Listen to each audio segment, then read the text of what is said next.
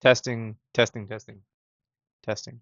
I got this mic, and so I'm just testing this and just working remote today. So I'm just quickly seeing how this mic works because I kind of messed up with this.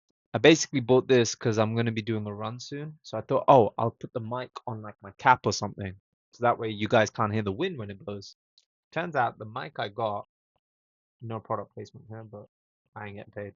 But basically, the mic I got is designed for the camera that comes with this, and that camera's like £600, and it's a cool camera. But I'm just like, oh, that's kind of useless for what I need.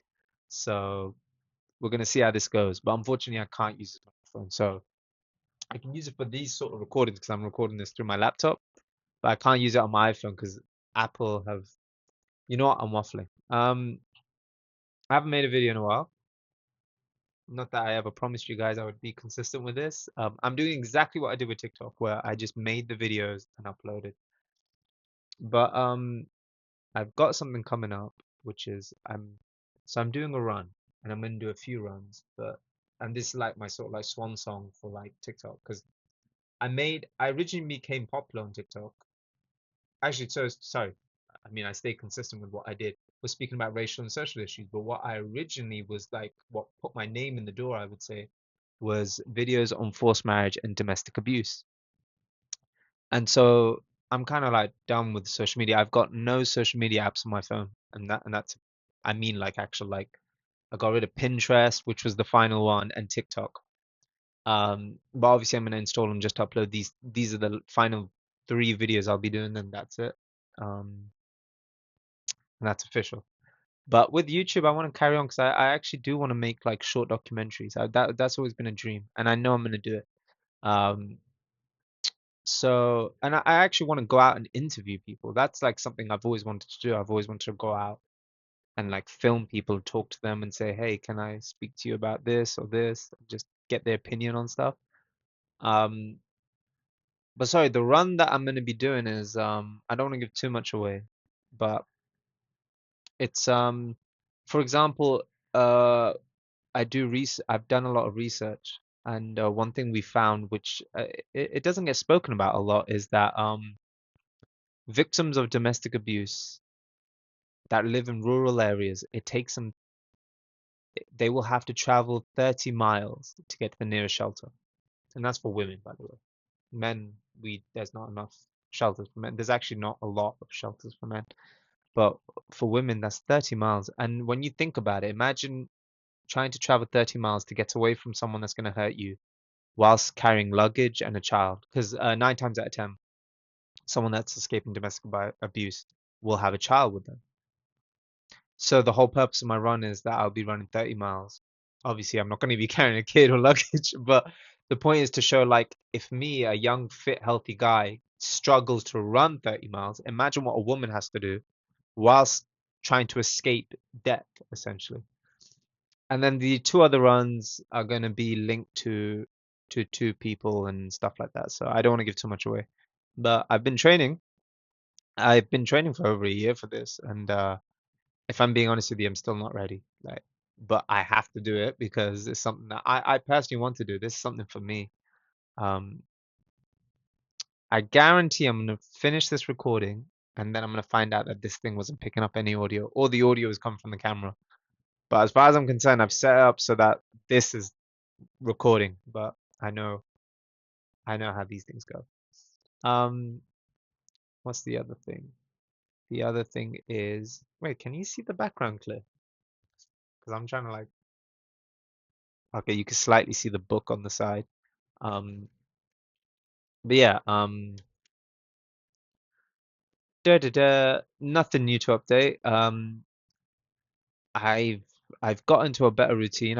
My sleep has gotten so much better, and that is due to the fact that I think there's nothing to do on my phone at night. I don't have anything in my room to watch stuff on, like a TV or anything, which is great. Um, and yeah, that's it. I live a boring life. I get up early. I love going to the gym because I've got like a proper workout plan. And my diet is just the best because I've like basically I hate eating out. And I'm not just saying that to sound healthy, like I really don't.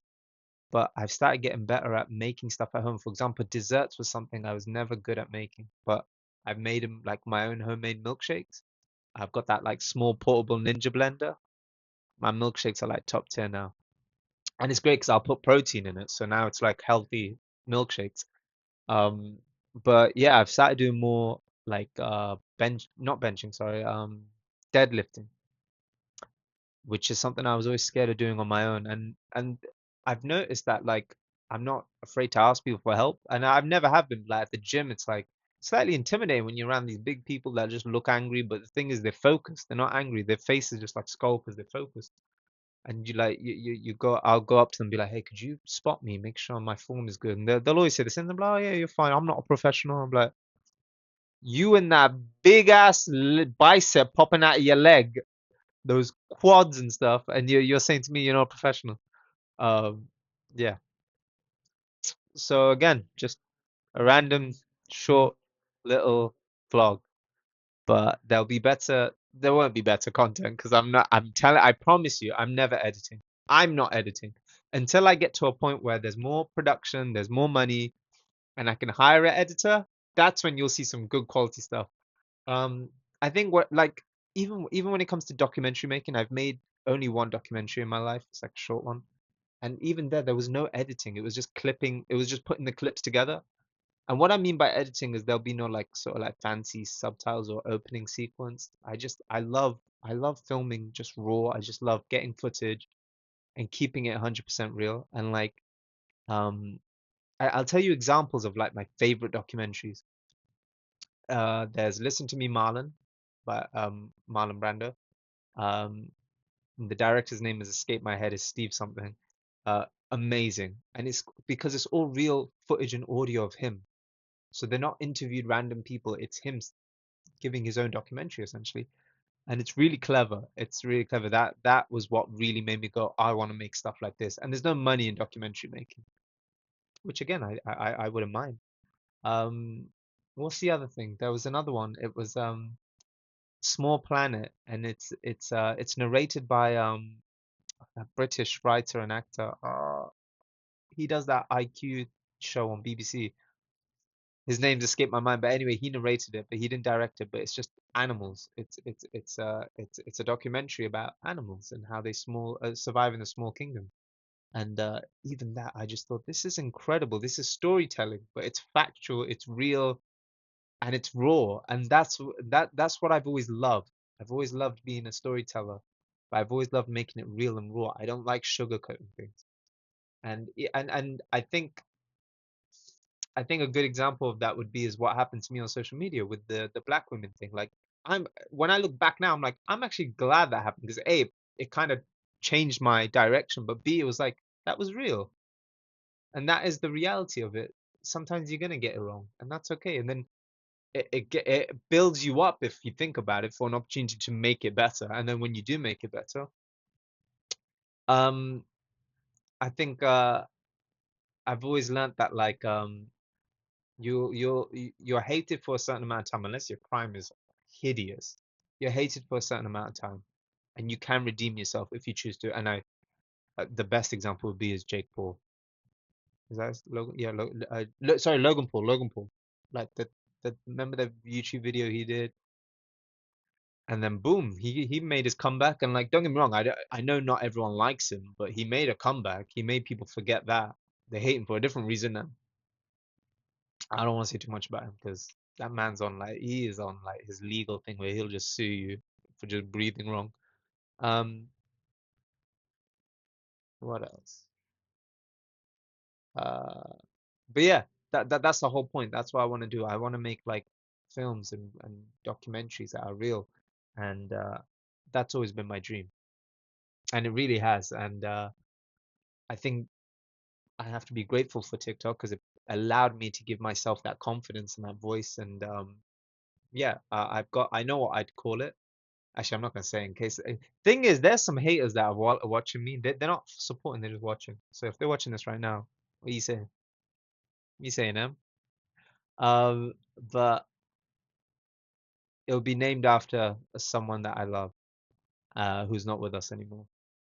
And the whole purpose of it would be is to film and make the bird flew right past my window. To make content, short documentaries, long documentaries, films that speak about human nature and human capacity and human love. Like there is something that I'm actually I wouldn't know how to make it anytime soon, but it's something that I want to make one day.